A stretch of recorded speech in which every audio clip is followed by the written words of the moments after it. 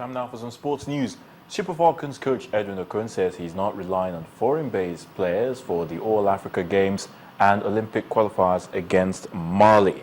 10 foreign-based players were invited to camp, but Coach Okon says he's optimistic that the home-based players can execute the matches convincingly. With just 8 days to the start of the International Table Tennis Federation World Tour in Lagos, Nigerian table tennis player, Edem Ofyong, says he's optimistic of a good outing. Now, the 2013 finalist admits female players have been struggling recently, but hopes for a positive change at the Lagos Open.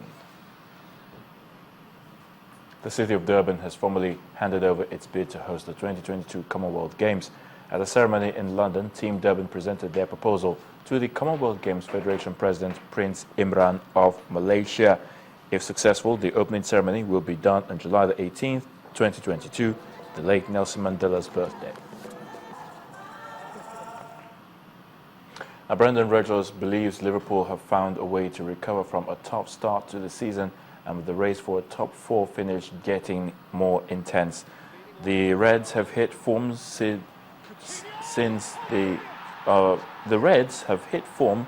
in the league and their unbeaten run since early December, and have now moved up to 5th position. That's just 2 points behind former place Manchester United.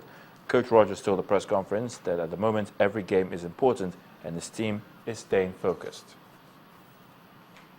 Ireland's Patrick Harrington has recorded a remarkable win at the Honda Classic, seeing off the challenge of local favourite Daniel Berger in the playoff at Palm Beach Gardens. Harrington not only claimed his first PGA Tour win since 2008, but also won a place in the upcoming US Masters as he charged through the field to win an event he had first won back in 2005. Well, that's on the sports news. The news at 10 continues shortly.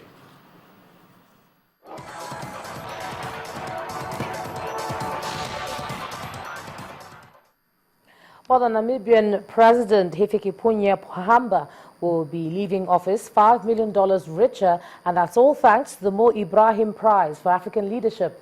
The announcement was made today in Nairobi, Kenya, in a ceremony attended by journalists and members of the advisory board of the Mo Ibrahim Foundation. The 79-year-old outgoing leader has served 2 terms as president and will be handing over on the 21st of this month. Pohamba's $5 million prize money will be given to him over a period of 10 years. And in addition, he gets an annual $200,000 stipend after the end of the first payout of 10 years. And that's until he dies. Well, more foreign stories now with Cynthia Are. Thanks a lot. Troops and militia were said to be attacking on different fronts, backed by airstrikes from Iraqi fighter jets. The government says that its forces are advancing into the city, but that has not been confirmed. Then the U.S. Secretary of State John Kerry says the U.S. hopes the Ukraine ceasefire deal will be implemented within hours.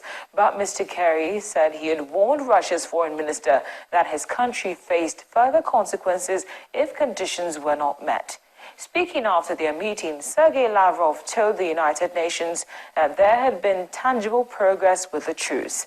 Also today, Russian police are still questioning the Ukrainian girlfriend of opposition politician Boris Nemtsov, who was with him when he was shot dead in Moscow.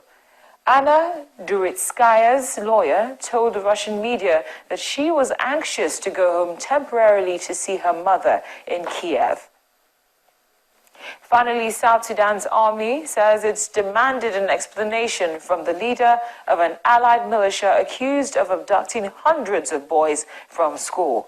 The army spokesman, Colonel Philip Aguirre, confirmed the leader of the Shilluk militia, that's Johnson Oloni, has been summoned over the reported abductions. Hundreds of boys are said to have been captured by the militia last month to be used as child soldiers.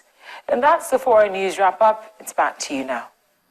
Thanks a lot, Cynthia. And on entertainment news, veteran filmmaker Tunde Kelani says that piracy within the film industry has made it difficult to break even. Here's Mayawa Ogundele with the details.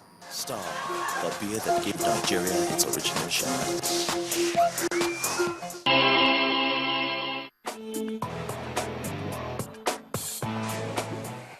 Thank you. Here are the trending entertainment stories. Multiple award-winning filmmaker Tunde Kelani has revealed that a scourge of piracy on his works almost made him quit the industry. The filmmaker, who just clocked 67, laments it is almost impossible to recoup investment in filmmaking under the current threat of piracy, stating that he incurred heavy losses on his last films, including Aruba and Mami. We never made our money back on Aruba. We certainly didn't make our money back on Mami as well. Comic actor and chairman of the Lagos chapter of the Actors Guild of Nigeria, Victor Oswagu, has said aside from piracy, the lack of a distinguished filming arena for movie makers is the crucial reason behind the industry's stagnation. The man, Namumu actor, believes the lack of a film village reduces the creativity of filmmakers. As I'm talking to you now, we don't have a film village. Most of the locations you see us, once you see any location on television, these are the locations that we have location managers who host cards for them, and sometimes they pay for these locations. And fast-rising singer Perfecta Epo has joined the League of Nigerian Entertainers campaigning for peace in the country, especially during the forthcoming general elections. A new song, Hope for Nigeria, was produced by Young D with a music video shot in New York City.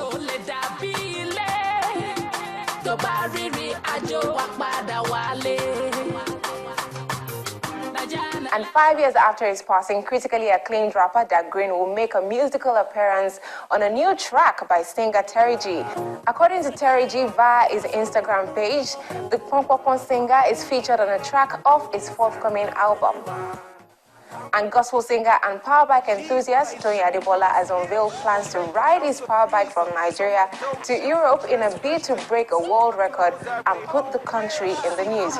According to the KBOC singer, he will be traveling in company of another friend, and the trip is expected to last for 7 weeks. The most high, so I'm the most fly. R.I.C. is the name that I go by. Well, thank you very much for watching. That's it on Entertainment News. Let's head back to the main news. Star, the beer that gave Nigeria its original shine.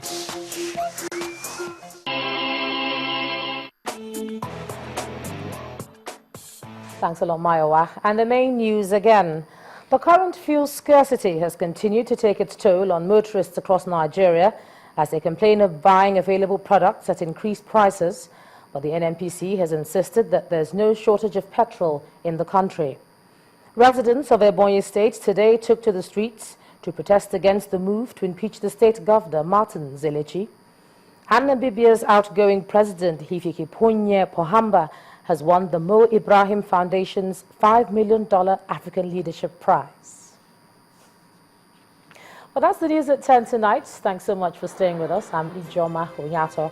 Coming up next is a repeat broadcast of our elections countdown, Nigeria 2015. Do have a good night.